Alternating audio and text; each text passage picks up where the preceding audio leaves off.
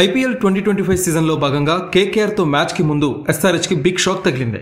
SRH యువ hitter Aniket Varma గాయపడినట్లు తెలుస్తోంది. Schedule ప్రకారం గురువారం కోల్కతాలోని ఐకానిక్ ఈడెన్ గార్డెన్స్ వేదికగా ఈ మ్యాచ్ జరగాల్సి ఉంది.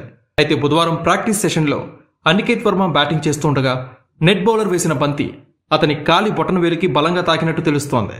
ఈ గాయం ధాటికి నెట్స్లోనే అనికేత్ వర్మ కుప్పకూలిపోయాడని, తీవ్రమైన నొప్పితో ఇబ్బంది పడ్డాడు అని కోల్కతా రిపోర్టర్లు సోషల్ మీడియాలో పేర్కొంటున్నారు. సపోర్ట్ స్టాఫ్ సాయంతో మైదానం వీడిన అనికేత్ వర్మ మళ్లీ బ్యాటింగ్కు రాలేదని రాసుకొచ్చారు.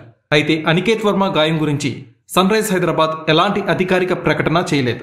ఈ సీజన్తోనే ఐపీఎల్లోకి అరంగేట్రం చేసిన అనికేత్ వర్మ సంచలన బ్యాటింగ్తో ఆకట్టుకుంటున్నాడు. ముఖ్యంగా తన హార్డ్ హిట్టింగ్ సామర్థ్యానికి ఫ్యాన్స్ ఫిదా అయ్యారు. రాజస్థాన్ రాయల్స్తో జరిగిన తొలి మ్యాచ్లో ఎదుర్కొన్న తొలి బంతినే భారీ సిక్సర్గా మలిచిన అనికేత్ వర్మ లక్నో సూపర్ జెయింట్స్తో జరిగిన మరో మ్యాచ్లో 5 భారీ సిక్సర్స్తో కీలక ఇన్నింగ్స్ ఆడాడు. ఇక వైజాగ్ వేదికగా ఢిల్లీ క్యాపిటల్స్తో జరిగిన గత మ్యాచ్లో బ్యాటర్లంతా కూడా విఫలమైన తానొక్కడే హాఫ్ సెంచరీతో ఒంటరి పోరాటం చేశాడు.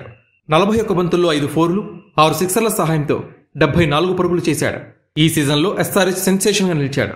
అలాంటి బ్యాటర్ ఒకవేళ దూరమైతే ఎస్ఆర్హెచ్కి కోలుకోలేని దెబ్బని ప్రత్యేకంగా చెప్పక్కర్లేదు. ఒకవేళ అనికేత్ వర్మ దూరమైతే అతని స్థానంలో సచిన్ బేబీ లేదా అథర్వా టైడ్ని ఆడించవచ్చు. కోల్కతా పిచ్ బ్యాటింగ్కి అనుకూలంగా ఉంటుందని, స్పిన్కి సహకరిస్తుందని ఆ గ్రౌండ్ క్యూరేటర్ తెలిపాడు.